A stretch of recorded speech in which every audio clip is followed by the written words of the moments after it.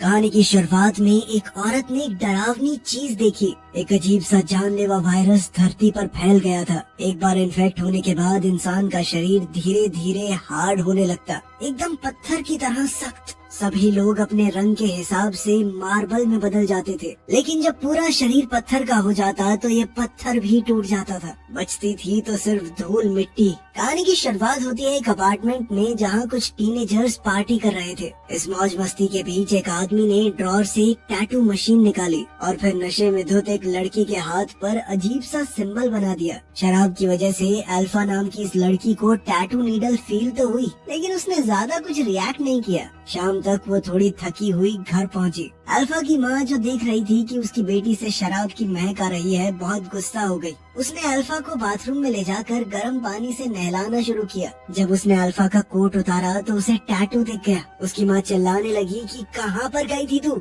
ये टैटू क्यों बनवाया है। इस पर अल्फा चौंक कर कहने लगी कि मुझे नहीं पता। ये सुनकर उसकी माँ बहुत गुस्सा हो गई, लेकिन इस गुस्से के पीछे असल में डर था। उसकी माँ एक नर्स के तौर पर काम करती थी और उन्हें असली डर था पेट्रिफिकेशन वायरस का। किसी को नहीं पता कि ये वायरस कहाँ से आया और कैसे बढ़ा, और सबसे बुरी बात यह है कि ये वायरस शरीर के अंदर बहुत लंबे समय तक बिना कुछ किए रह सकता है। जब इंसानों को इस वायरस के बारे में पता चला तो ये पहले ही पूरी दुनिया में फैल चुका था। लगभग आधी दुनिया इस वायरस से इन्फेक्ट हो चुकी थी। अल्फा की माँ को डर था कि कहीं गंदी नीडल न इस्तेमाल की गई हो उसका ये टैटू बनाने के लिए। उसने जल्दी से अल्कोहल का इस्तेमाल करके उस एरिया को डिसइंफेक्ट किया और कहा कि कल हॉस्पिटल आ जाना, टेटनस का शॉट लगाना है। शाम को अल्फा ने माँ को गुस्से में बड़बड़ाते हुए सुना। उसे लगा कि माँ शायद उसके बारे में ही बोल रही है, जिसके बाद वो गुस्सा होकर अपने कमरे में आ गई। सामने वाली बिल्डिंग को देखते हुए उसके दिमाग में एक आइडिया आया। उसने जूते और अपना कोट पहना, बैकपैक उठाया और भागने की तैयारी करने लगी। लेकिन जैसे ही उसने बालकनी पर कदम रखा, तेज तूफान की वजह से बिल्डिंग हिलने लगी। खतरे के बावजूद अल्फा बाहर निकल गई। बेटी की चीख सुनकर माँ बाथरूम में दौड़ी। अल्फा किसी तरह अपनी जान बचाते हुए लटकी हुई थी। अचानक बिल्डिंग हिलने लगी और तूफान शांत हो गया, जिसके बाद माँ अपनी बेटी को बचाकर अंदर ले गई। अपनी माँ को बेहद दुखी देखकर अल्फा उनसे लिपट गई और बार बार सॉरी बोलने लगी। इस बार माँ ने उसे डांटा नहीं, बस कहा कि कोई बात नहीं, आगे से ध्यान रखना। अगली सुबह अल्फा हॉस्पिटल गई जहाँ उसकी माँ काम करती थी। नर्स ने टेटनस का इंजेक्शन तैयार किया, लेकिन अल्फा को इंजेक्शन से डर लगता था। नर्स ने सोचा कि अल्फा को उस पर भरोसा नहीं है तो उसकी माँ को बुला लेती हूँ, लेकिन अल्फा ने उसे रोका और कहा कि मैं खुद लगाऊंगी, ये जानने के लिए कि कहीं उसकी बेटी के शरीर में वायरस तो नहीं है। अल्फा की माँ ने नर्स से कहा कि सैंपल ले लेना, लेकिन हॉस्पिटल में पहले ही बहुत सारे सैंपल पड़े थे, एकदम से टेस्ट कर पाना तो नामुमकिन है। नर्स ने कहा कि रिजल्ट 2 हफ्ते में आएंगे। आईसीयू में अल्फा की माँ पेशेंट्स को चेक कर रही थी, लेकिन कॉरिडोर में जहाँ पहले भीड़ थी अब बिल्कुल सुनसान हो गया। कल उसे डिनर भी देने कोई नहीं आया। पता चला कि इस खतरनाक वायरस से डरकर, जिसकी कोई वैक्सीन भी नहीं है, सभी नर्सेज ने मिलकर रिजाइन कर दिया। पेशेंट्स की कंडीशन बहुत सीरियस थी, जिनके शरीर में इन्फेक्शन 85% से ज्यादा बढ़ गया था। वो खुद अपना ख्याल रख ही नहीं सकते, उनका पूरा शरीर जम चुका है। ये वायरस हवा से नहीं फैलता तो अभी कंट्रोल में है। जब वो वार्ड के सबसे अंदर वाले हिस्से में गई तो एक बेहद दर्दनाक नजारा देखा। एक पेशेंट जो कल होश में था आज पूरी तरह पत्थर बन गया। हॉस्पिटल बेड पर पड़े पेशेंट को देखकर उसने शांत रहते हुए उसकी बॉडी पर लगे सेंसर हटाए और उनके आखिरी पलों में उन्हें एक इज्जत भरी अलविदा कही। क्योंकि उसे हॉस्पिटल जाना पड़ा था, इस वजह से अल्फा आज अपनी सुबह की क्लास के लिए लेट हो गई। जब होमवर्क सबमिट करने की बारी आई तो टीचर ने अल्फा को अपने पास बुलाया, लेकिन जैसे ही अल्फा घूमी उसके हाथ पर लगा जख्म फट गया, जिस पर उसने ध्यान नहीं दिया। डेस्क पर खून गिर गया। क्लास के स्टूडेंट शॉक में आ गए, सब लोग घबरा गए। अल्फा ने समझाने की कोशिश की, ये सिर्फ मेरे हाथ में लगी हुई एक चोट है, लेकिन इस वायरस का डर इतना ज्यादा था कि सबको लगने लगा अल्फा इन्फेक्ट हो गई है। पैनिक न हो इसलिए टीचर ने अल्फा को स्कूल के डॉक्टर रूम में भेज दिया। उसके सभी दोस्त उसे बहुत अजीब से तरीके से देख रहे थे और इस बात से अल्फा बहुत उदास हुई, लेकिन उसके पास कोई और रास्ता नहीं था। उसने अपनी बुक्स पैक की और जल्दी से क्लासरूम छोड़ दिया। जैसे ही अल्फा बाहर निकली, एड्रियन नाम का एक लड़का उसके पीछे भागा। दरअसल एड्रियन और अल्फा एक दूसरे से प्यार करते थे। घर लौटकर अल्फा थोड़ा आराम करने वाली थी, पर घूमते ही उसने अपने कमरे में एक एक्स्ट्रा बेड देखा। कंफ्यूज होकर वो लिविंग रूम में गई और देखा कि सब कुछ उल्टा पुल्टा पड़ा था। उसे लगा कि कोई चोर घर में घुस गया और वो अपनी माँ को फोन करने लगी। और जैसे ही वो अपने कमरे की तरफ वापस आई, उसने एक अजीब आदमी को अंदर लेटे हुए देखा। अजीब आदमी को देखकर अल्फा डर के मारे किचन में छुप गई। उसने दरवाजा लॉक कर लिया, पर बाहर से वो खटखटाने लगा। अल्फा ने टेबल से एक छोटा चाकू उठाया और आदमी से कहा कि मेरे पास मत आना, लेकिन उस आदमी को कोई फर्क नहीं पड़ा। उसने अल्फा से कहा कि देखो, डरो मत। उसने बताया कि मैं तुम्हारा मामा हूँ, तुम्हारी माँ का छोटा भाई। जब तुम छोटी थी तो मेरी गोद में पली हो। लेकिन अल्फा को अपना कोई मामा याद नहीं था। अगर सच में उसका कोई मामा है तो पिछले 10 साल में कभी सामने क्यों नहीं आया? अल्फा के शक के सामने उसका मामा अमीन सिर्फ इतना बोला कि उसकी सेहत खराब रहती है और वो अलग अलग जगहों पर रहता है। बस अभी अभी तो वापस आया हूँ मैं। अभी उसके पास रहने के लिए कोई जगह नहीं थी, इसीलिए वो उनके घर पर रहने आया था। अमीन की बात तो सही लग रही थी, पर फिर भी अल्फा उस पर भरोसा नहीं कर पाई। जैसे ही वो याद करने की कोशिश कर रही थी कि क्या सच में उसका कोई मामा है, अमीन ने आगे बढ़कर उसके हाथ से चाकू छीन लिया। तभी अल्फा की माँ काम से घर आई। अपनी माँ को देखते ही अल्फा तुरंत मदद के लिए भागी। माँ ने कहा कि मिल ली अपने मामा से। अब ये तो साफ था कि अमीन सच बोल रहा था। खैर, बाद में अल्फा सैंपल कलेक्शन के लिए हॉस्पिटल गई, पर पेशेंट्स बहुत ज्यादा होने की वजह से उसे पहले इंक्वायरी एरिया में वेट करना पड़ा। जैसे ही अल्फा बैठी, उसने अपनी इंग्लिश टीचर को एक इन्फेक्टेड बूढ़े आदमी को अंदर लाते हुए देखा। अल्फा ने उनसे हेलो कहा। सैंपल कलेक्ट होने के बाद अल्फा वापस अपने स्कूल गई और क्लासेस लगाने लगी। लेकिन स्पोर्ट्स क्लास के दौरान उसके हाथ का जख्म फिर से फट गया और वॉलीबॉल पर खून लग गया। बॉल पर खून लगा देखकर क्लासमेट्स ने अल्फा को घिन और नफरत से देखा। उसके टीचर को भी डर लगा कि अल्फा इन्फेक्टेड हो सकती है और उसने अल्फा से कहा कि जल्दी से जाकर अपना इलाज करवाओ। और जैसे ही अल्फा ने पीछे मुड़कर देखा, उसका टीचर एक तौलिए से बॉल को लपेटकर डस्टबिन में फेंक रहा था। अपने दोस्तों से यूं अलग थलग रहकर अल्फा को बहुत बुरा लगता था। एड्रियन भी थोड़ा डरा हुआ लग रहा था। जब अल्फा ने देखा कि एड्रियन भी उसे इन्फेक्टेड समझ रहा है, तो वो गुस्से और उदासी में जिम छोड़कर चली गई। स्कूल के बाद अल्फा और उसकी माँ उसकी नानी के घर गए। आज ईद है और पूरा परिवार और दोस्त वहाँ खाने के लिए जमा हुए थे। लेकिन जैसे ही वो सीढ़ियों तक पहुँची, अल्फा ने देखा कि हॉलवे में 2 आदमी सो रहे थे और फर्श पर कई सारी सुइयां पड़ी थी। हॉलवे छोड़कर वो लोग नानी के घर पहुँचे। अल्फा के मामा और बाकी लोग पहले ही आ चुके थे और सब अपने अपने काम में लगे हुए थे। सिर्फ अल्फा चुपचाप टेबल पर बैठी रही। अमीन छोटी उम्र में नशे की लत में पड़ गया था। तब से बाकी परिवार वाले उसके साथ बहुत बुरी तरह व्यवहार करते थे। कोई भी अमीन से बात नहीं कर रहा था। खाने के बीच में अल्फा ने देखा कि अमीन एक कमरे के अंदर गया और अल्फा की माँ भी सावधानी से उसके पीछे गई। दरवाजे के छोटे से गैप से अल्फा ने देखा कि अमीन फर्श पर बेहोश पड़ा है और उसकी माँ उसे ट्रीट करने की कोशिश कर रही है। जैसे ही अल्फा दरवाजे पर दिख गई, माँ ने जल्दी से दरवाजा बंद कर दिया। तभी नानी वहाँ आ गई और अल्फा उनके चेहरे पर उदासी नहीं देखना चाहती थी, इसीलिए उसने झूठ कह दिया कि मम्मी की तबीयत अभी ठीक नहीं है, वो कमरे में आराम कर रही है। नानी ने ज्यादा सोचा नहीं और अल्फा के चेहरे पर हाथ फेरते हुए कहा कि हमेशा खुश रहो। स्कूल में अल्फा के साथ फिर से बाकी बच्चे बुरा बर्ताव कर रहे थे, क्योंकि ये वायरस किस तरह से फैलता है ये बात पता ही नहीं किसी को। इसीलिए सभी बच्चों को डर लग रहा था कि अल्फा इन्फेक्टेड है और वो उससे दूर रहना चाहते थे, खासकर तैरते वक्त। कुछ बच्चों ने अल्फा को घेर लिया और कहा कि तुम स्विमिंग करने मत जाना, लेकिन अल्फा को ये पसंद नहीं आया कि वो बच्चे उसे दबा रहे थे और उसने उन सब के ऊपर थूक दिया। ले, अब तुझे भी लग गई बीमारी, ले। बाद में स्विमिंग क्लास के दौरान जिस लड़की पर अल्फा ने थूका था, उसने बदला लेने के लिए अल्फा को पीछे से खींचना शुरू कर दिया और उसके साथ ही मिलकर अल्फा को डुबाने लगे। अल्फा ने लड़ने की कोशिश की, पर गलती से वो पूल की दीवार से टकरा गई। उसका सर घिस गया और बहुत सारा खून बहने लगा। पूल में खून देखकर क्लासमेट्स घबराकर भाग गए। स्कूल में बेटी को चोट लगने की खबर मिलते ही माँ तुरंत वहाँ पहुँची, लेकिन प्रिंसिपल ने शैतान बच्चों को सजा नहीं दी। उसने अल्फा से ही कहा कि तुम थोड़े दिन की छुट्टी ले लो। सच ये था कि स्कूल को बहुत सारे पेरेंट्स की तरफ से कंप्लेंट्स आ रही थी, जिसमें पेरेंट्स चिंता जता रहे थे कि हो सकता है अल्फा इन्फेक्टेड हो,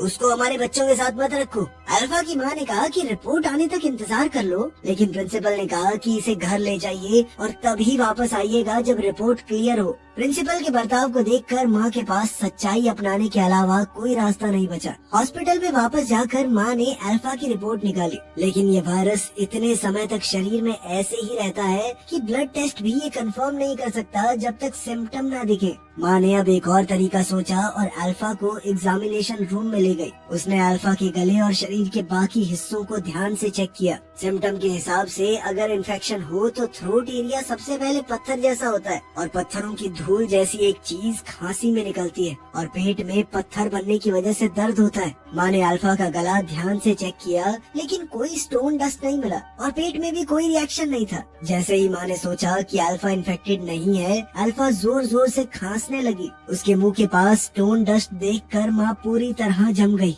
अल्फा ने भी अपनी माँ की नजर देखी और तुरंत शीशे की तरफ भागी। शीशे में खुद को देखकर वो हैरान हो गई। उसने कभी नहीं सोचा था कि एक पार्टी उसे बीमार कर देगी। ये जानकर कि उसकी बेटी सच में इन्फेक्टेड है, माँ बिल्कुल बेचैन हो गई। वो जल्दी से इसका इलाज ढूंढने लगी, लेकिन ये स्टोन वायरस पिछले 10 सालों से फैला हुआ है और साइंटिस्ट बिल्कुल बेबस। वैक्सीन बनाना तो दूर की बात है, उन्हें अभी तक ये नहीं समझ आया कि ये वायरस फैलता कैसे है। अब तक उन्हें सिर्फ इतना पता है कि इन्फेक्ट हो गए पेशेंट्स को अजीबोगरीब चीजें दिखती हैं। उदास होकर वो एक डेस्क पर लेट गई और समझ नहीं आया कि किया क्या जाए। वो अल्फा के कमरे में गई और अपनी बेटी को शांत करने की कोशिश की, लेकिन दरवाजे पर उसने एक अजीब सा सीन देखा। अमीन और उसकी बेटी बेड पर पड़े हिल रहे थे। दोनों की मूवमेंट बिल्कुल एक जैसी थी। अपनी बेटी को दर्द में देखकर वो सिर्फ तसल्ली दे पाई। उसने अपनी बेटी के लिए प्रार्थना शुरू की और तब उसे याद आया जब वायरस पहली बार फैला था। उस वक्त बहुत सारे वायरस से ग्रस्त लोग हॉस्पिटल में आ गए और एंट्रेंस पूरी तरह ब्लॉक हो गई। बेड कम थे और हॉस्पिटल पहले से ही फुल। सिक्योरिटी गार्ड्स ने दरवाजे बंद कर दिए और पेशेंट्स को अंदर नहीं आने दिया। घबराए हुए पेशेंट्स ने एंट्रेंस पर हंगामा कर दिया। गार्ड्स के बर्ताव से वो खुश नहीं थी, लेकिन हॉस्पिटल इतने लोगों को नहीं संभाल सकता था, तो बेचारे गार्ड्स के पास भी क्या रास्ता था। परेशान पेशेंट्स को देखकर वो सिर्फ उन्हें शांत करने की कोशिश करती रही। उसने कुछ सीरियस पेशेंट्स को अंदर आने दिया, लेकिन इन्फेक्टेड लोग इतने ज्यादा थे कि सबको बचाना मुमकिन ही नहीं था। हॉस्पिटल कॉरिडोर में काले बॉडी बैग्स पड़े थे, जिनमें वायरस से मरे हुए पेशेंट्स थे। परिवार का कोई भी आदमी उन्हें लेने नहीं आया, इसलिए हॉस्पिटल ने उन्हें हॉलवे में ही छोड़ दिया। डॉक्टर्स ने वायरस को रोकने की बहुत कोशिश की। अच्छी बात ये थी कि हर शरीर अलग होता है, इसीलिए पत्थर बनने की स्पीड सबकी अलग थी। कुछ पेशेंट एक ही दिन में खांसी से सीधा पत्थर बन गए और कुछ लोगों को सालों लग गए शुरू होने में। बदकिस्मती से आमीन पहली वेव के इन्फेक्टेड लोगों में से है। आमीन की कंडीशन बहुत सीरियस है, उसकी पूरी पीठ पत्थर की बन गई थी। वो जांच के लिए सैंपल लेना चाहती थी, पर जब उसने नीडल डाली तो खून रुक ही नहीं पाया और उसने गॉज की मदद से घाव बंद करने की कोशिश की, पर अचानक आमीन की पत्थर बनी हुई पीठ सीधा क्रैक हो गई।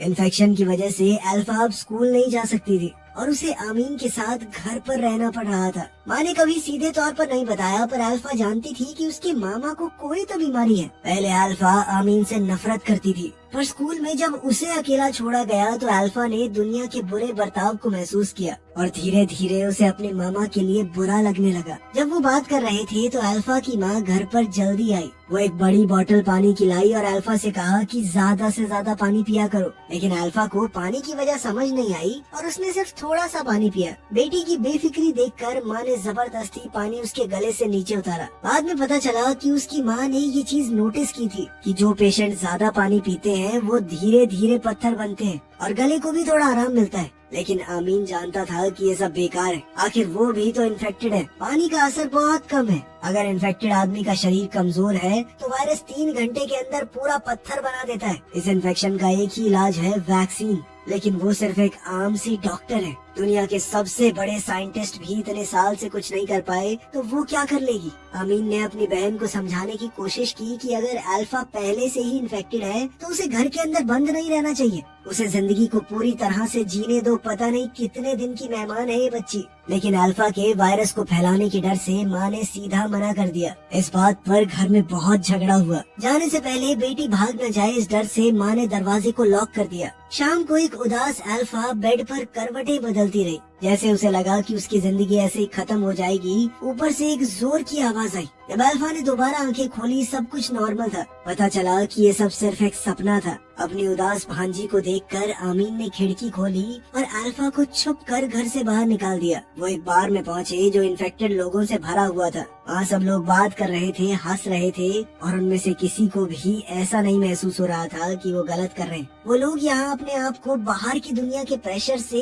फ्री महसूस करते थे। इस जगह पर कोई उन्हें जज नहीं करता था, कोई उनके साथ बुरा बर्ताव नहीं करता था। ये सीन देखकर अल्फा का डिप्रेस्ड मूड तुरंत बदल गया और वो हॉल में इन्फेक्टेड लोगों के साथ डांस करने लगी। सुबह होने तक वो लोग एंजॉय करते रहे। फिर अल्फा अपने मामा के साथ बार से निकल गई। आमीन ने अल्फा से कहा कि जितना वक्त बचा है उसमें सब कुछ करो जो भी करना चाहती हो और अपनी सारी छुपी हुई भावनाएं बाहर निकाल दो। आमीन की बात सुनकर अल्फा को एड्रियन याद आया और वो उसके घर के बाहर गई। एड्रियन अल्फा को देखकर खुश हुआ और तभी अल्फा ने नोटिस किया कि आमीन की पीठ पर बिल्कुल वैसा ही टैटू है जो उसके पास था। तब सच सामने आया कि अल्फा का वो टैटू उस दिन एड्रियन ने ही बनाया था और उसी टैटू की वजह से वो आज बीमार हुई है। गुस्से में अल्फा ने एड्रियन से कहा कि तुम्हारी टैटू मशीन में वायरस था। उसने कहा कि जल्दी से अपना टेस्ट करवाओ। एड्रियन कुछ बोल पाता उससे पहले ही अल्फा अपार्टमेंट छोड़कर चली गई। अल्फा बस में बैठ गई मानो खुद को दुनिया से दूर करना चाहती हो, लेकिन बस में उसके मामा पहले से मौजूद थे। अब आमीन अल्फा को समुद्र के किनारे ले गया और उससे कहा कि मेरे लिए काम करोगी। अल्फा ने सोचा कि शायद उसके मामा को थोड़ी शांति चाहिए, पर अचानक से उसे पता चला कि आमीन कहीं से ड्रग्स ले आया था। अल्फा उसे रोकना चाहती थी पर ये बात उसके होठों तक आकर रुक गई। उसे समझ नहीं आया कि शुरू कैसे करे। जब तक वो कुछ बोलती आमीन बेहोश हो गया। अल्फा भागकर पास वाले होटल में गई और अपनी माँ को फोन किया। अपने भाई की हालत के बारे में सुनते ही उसकी माँ तुरंत वहाँ पर आई। वहाँ पहुँचते हुए उसकी माँ को बीते हुए कल के दिन याद आए। लगभग 10 साल पहले इसी समुद्र के किनारे और इसी होटल में आमीन छुपकर अल्फा को घर से बाहर ले आया था। कमरे में उसने ड्रग्स किए लेकिन छोटी अल्फा को कुछ भी पता नहीं चला। उसे लगा कि उसके मामा सिर्फ थके हुए। जब तक अल्फा की माँ वहाँ पहुँची आमीन ने सांस लेना बंद कर दिया। किस्मत से माँ अपने साथ एड्रेनलिन शॉट लाई थी और उसने जैसे तैसे आमीन को बचा लिया। आज वही सब दोबारा से हुआ। आमीन की कंडीशन फिर से बिगड़ने लगी और धीरे धीरे उसका पूरा शरीर पत्थर का बन गया। अपने भाई को देखकर जिसका सिर्फ आधा चेहरा बचा था, अल्फा की माँ का दिल टूटने लगा। पूरी तरह पत्थर बने अपने भाई को देखकर अल्फा की माँ उसके पास ही लेट गई। लेकिन जब उसकी दोबारा आंखें खुली तो उसने खुद को घर पर पाया और अल्फा अपने कमरे में थी। सच ये निकला कि आमीन असल में 8 साल पहले ही इस बीमारी से मर चुका था। अल्फा की माँ उसे आज तक भूल नहीं पाई और यह बीमारी अल्फा को नहीं बल्कि उसकी माँ को हुई है। इस बीमारी में पेशेंट्स को अजीबोगरीब चीजें सच लगने लगती हैं, ऐसी चीजें जो कभी हुई भी न हो। पेशेंट्स का इलाज करते हुए ही अल्फा की माँ खुद भी इन्फेक्टेड हो गई। जो आमीन उसे दिख रहा था वो उसी के दिमाग का बनाया हुआ एक ख्याल था। अपनी माँ को उदास देखकर अल्फा ने वो लोरी गाई जो उसकी माँ उसे बचपन में सुलाने के लिए गाती थी। इसी पल में अल्फा सब कुछ समझ गई। उसने अपनी माँ का हाथ पकड़ा और दोनों घर छोड़कर निकल गए परिवार को अलविदा कहने के लिए। और जैसे ही माँ बेटी घर से बाहर निकले थोड़ी दूर ही एक पीला तूफान दिखाई दिया। कार की विंडशील्ड जल्दी से मोटी धूल से भर गई।